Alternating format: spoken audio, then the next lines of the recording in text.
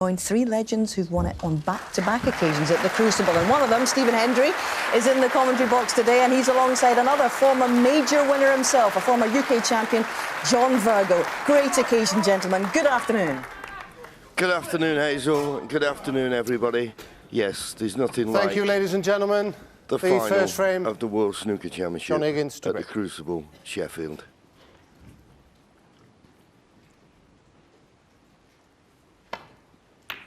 And as you say, it's going to be played over 4 sessions, first to 18, to lift that magnificent trophy.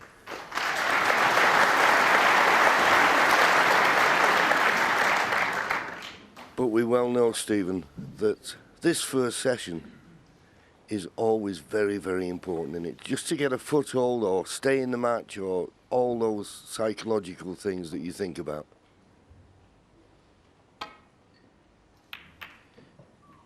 Yeah, very much so. I agree totally. The last thing you want, I think more so in John Higgins' case than Mark Selby's, but the last thing John wants to be doing is chasing this final the whole way for 2 days.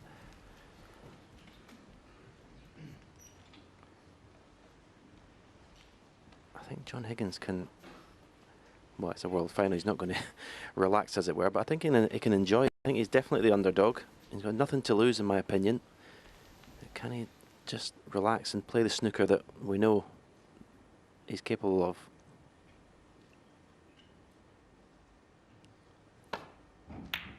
That's a good start. It's very average, really, for his standard in his semi-final, but came through very comfortably without making a century break, I think, in that whole semi-final, John.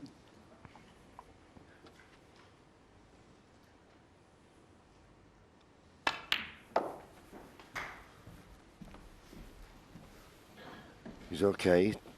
Maybe just overscrew that slightly. 4. You wouldn't be human if you weren't feeling a little bit of nerves in these opening exchanges.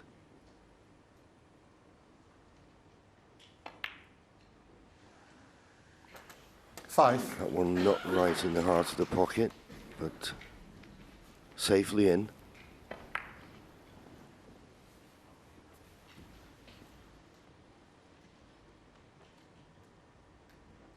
Couple of reds above the black available.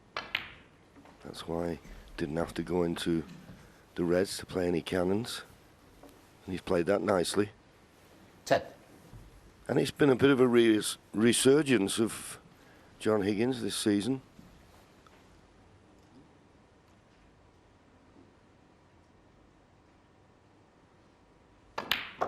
Won 3 ranking 11. events early on in the season to show that he was no back number.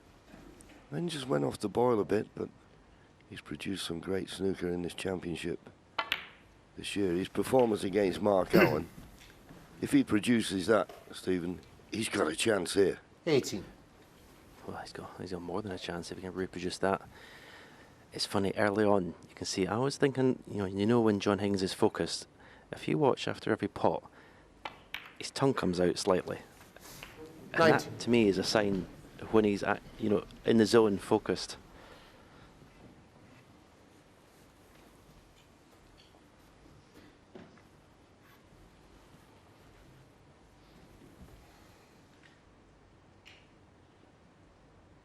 Just got to be precise with this, playing for a red in the same pocket as the black. Judged it nicely. Yep, there it is. You'll see that almost every shot.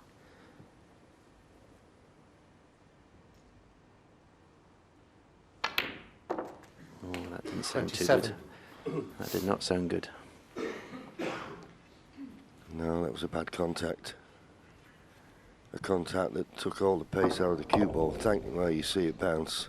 Thankfully the red went in, but this black tricky.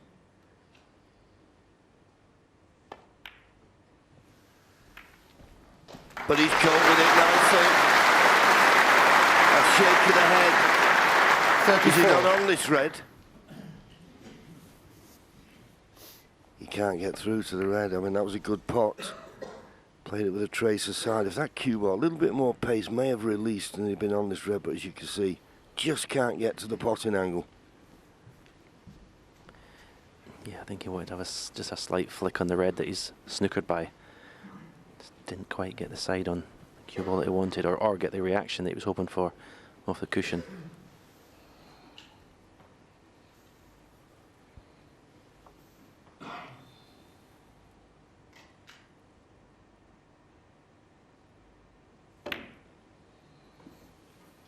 John Higgins, 34. Oh, this is careless. Oh, that's careless. You don't make a 34 break and then play a careless shot like that. He'll be disappointed. Can't be leaving a pot on.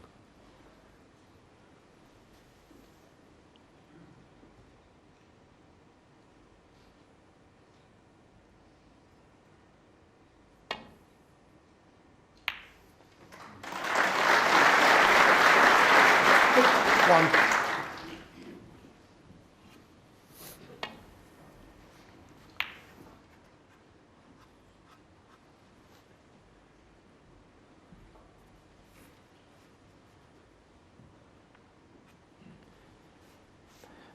He's got quite an acute angle on this blue. He wants to go into the pink. He really nip the cue ball. He thought about it.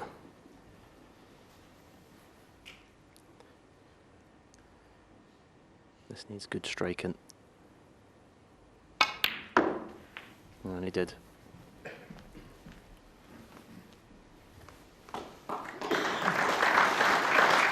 Four. Yeah, good shot.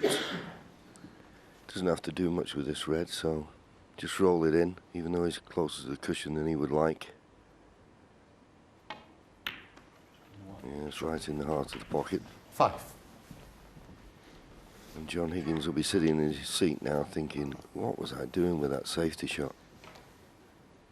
All he had to do was make certain he didn't leave the pot on. He couldn't leave anything.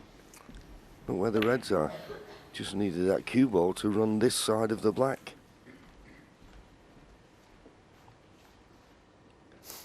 How costly will that careless shot be?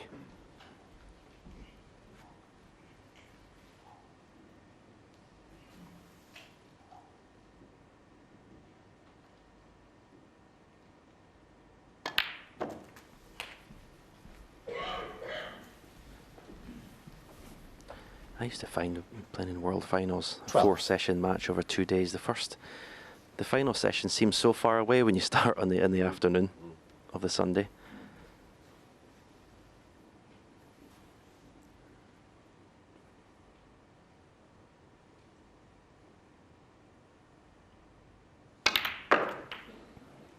Oh, that was a nice little kiss off. The last kiss that he got.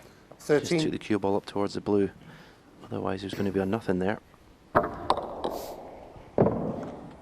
Yeah, he's got a bit of work to do here. Got to get this cue ball in and out of the balk end. He doesn't want to kiss in a balk colour. No, he's got a good line. But as hard as he hit it, I thought 80. the cue ball would have run down the table a bit further. This is no gimme.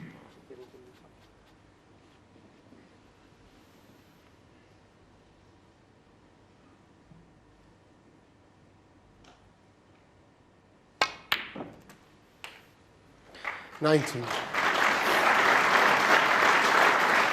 Yeah, apparently the cushions have been recovered for today's and tomorrow's final, so perhaps didn't get the speed of that blue out of balk that he'll get maybe in a few frames' time.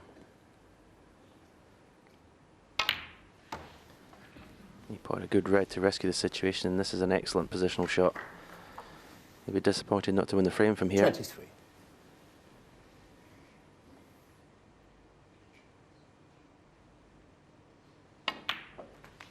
$24. Yes, when you look at the table, you can't see a difficult ball, apart from the pink, but he doesn't need the pink. He can win this frame without worrying about that. It just shows you though, Stephen, doesn't it? You just can't drop your guard for a second of this game. 31. John Higgins was playing a nothing safety shot. Left the red. Looks like costing the frame. Yeah, and that's why 32. this tournament is such a test of stamina, concentration.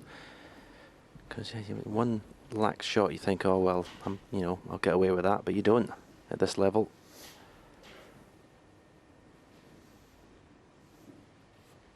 And probably the last player you'd expect to do that is John Higgins.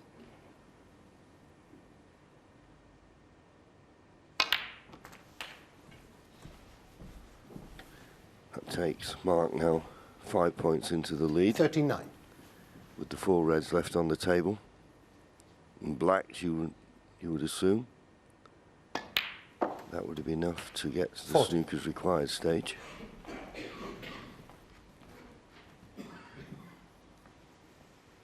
There you go, another 24 points needed.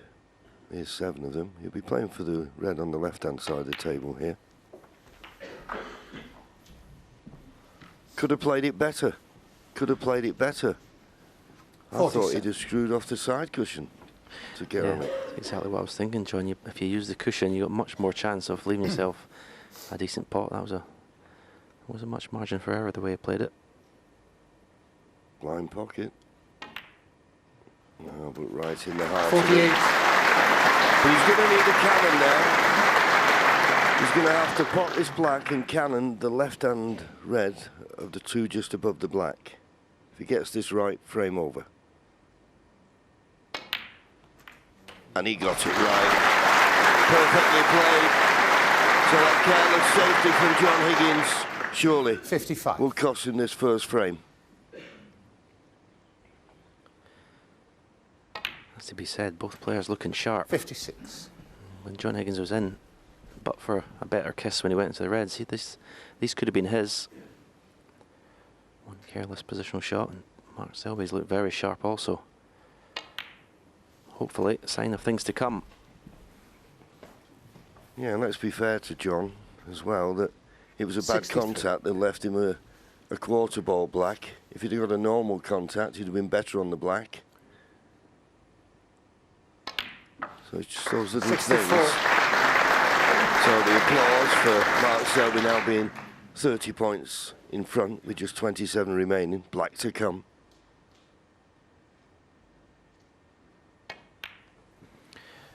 That was an important black, because these 2 players are probably the best in the game at getting snooker. 71. So very important to make sure you kill the frame off when you get to the end of it. Don't let your opponent back to the table. I think maybe even 3 snookers, John. These players might fancy it. Yeah, they certainly know the way around the snooker table. And looking at the time of this frame, it's been quick fire potting and break building. But we will have some very tactical games. I think that's bound to happen.